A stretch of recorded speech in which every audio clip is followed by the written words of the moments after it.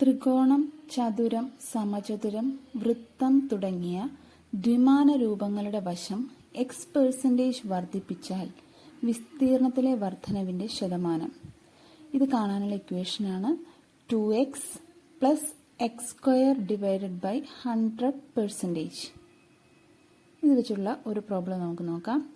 ഒരു വൃത്തത്തിന്റെ ആരം 50% വർദ്ധിപ്പിച്ചാൽ വിസ്തീർണത്തിൽ വരുന്ന വർധനവിന്റെ ശതമാനം.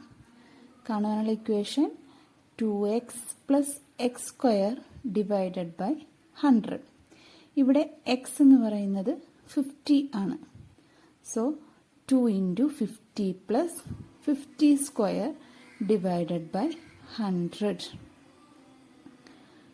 2 × 50 + 50 × 50 / 100. ഇത് സോൾവ് ചെയ്യുമ്പോൾ നമുക്ക് 2 × 50 100 100 + 50 × 50 / 100 സോൾവ് ചെയ്യുമ്പോൾ നമുക്ക് 25 എന്ന ആൻസർ കിട്ടും. സോ 100 + 25 = 125.